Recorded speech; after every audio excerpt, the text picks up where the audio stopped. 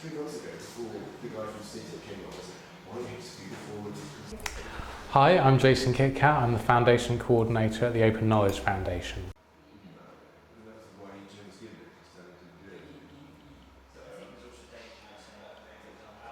Well, open knowledge is about sharing information and data in a way that people can reuse it, they can access it again. It's about providing a license on knowledge so that it's free for use at people's freedom and desire to do so. And the Open Knowledge Foundation is a foundation founded in 2004 who promote the use of open knowledge. We create the tools for that. We help people learn how to use open knowledge. And we want to promote organisations like universities and governments to publish their data and their knowledge in an open way.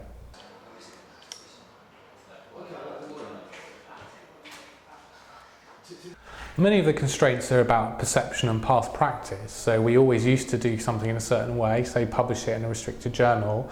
Why shouldn't we do that? Or people sell that information and that income source is important to them. Some other risks might be, for example, if a government starts releasing more detail on their finances, there'll be some criticism that they spent this much money on certain thing without any contextual information about it. So there are some perhaps reputational risks sometimes, but it's been shown that overall, if people are open, generally there's a greater sense of trust. If I tell you that I have a secret, you're going to start wondering about it, whereas if I tell you what's going on as best as I can, you are more likely to trust what I'm doing.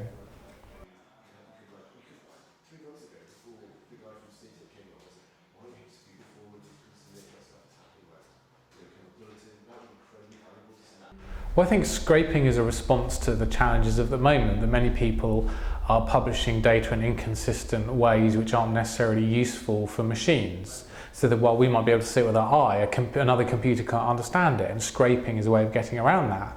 So I would hope the vision of the OKF of the future is that we don't need scrapers so much, that there'll be information published in standard formats which are open and have meaning. So structured open data, linked open data, that sort of thing. That's the vision that we have. It's the kind of thing like Tim Berners-Lee, the inventor of the World Wide Web, is pushing for. That's where we think the world is going.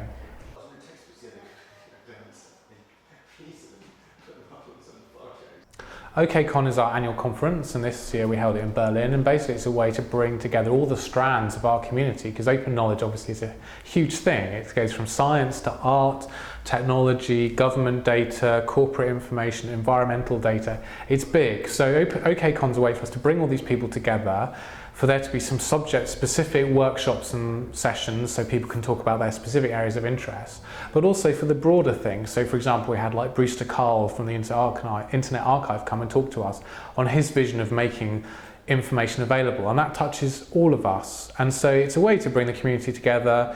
I think it was very successful. We had about 400 people attend. It was the first time we've run it outside of London, and it went well. It was really inspiring, and a lot of people came away energized.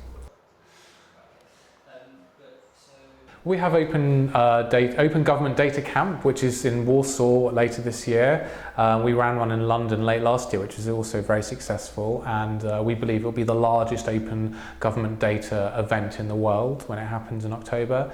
So that's something we're working on. We'll have the early stages of planning for OKCon next year, and we have meetups around the world. We have meetup here in London, we have meetups in Austria, Italy, Germany, so we're always trying to spread out and meet as many people as we can. Well, I don't know if I've got 3 golden rules, but I think data journalism is really key, because just releasing the data on its own isn't enough. Most people won't be able to read and understand that data. So I think academics, journalists, campaigning groups have a vital role to play in interpreting that data, analysing it, processing it for the wider public to use, to influence public opinion, to improve understanding. So I think that's a really important role, and I would say just be aware of that role. It's not just about the data for the fun of it or the sake of it, it's about helping people to understand it, finding the value in the data and influencing public opinion. So I think that's a really key role. I think it will become, hopefully at some point, a bit like electricity or air. Hopefully it will be a standard way of operating. That would be our vision, our hope. And we will constantly evolve our way of learning. We need to develop new skills and tools to deal with ever larger amounts of data. If we get to the point where every government department in the EU is publishing large data sets of meaningful information, how do we process that? How do we bring that all together? So I hope that we'll see the tools and our skills evolving to deal with the development of the open data ecosystem.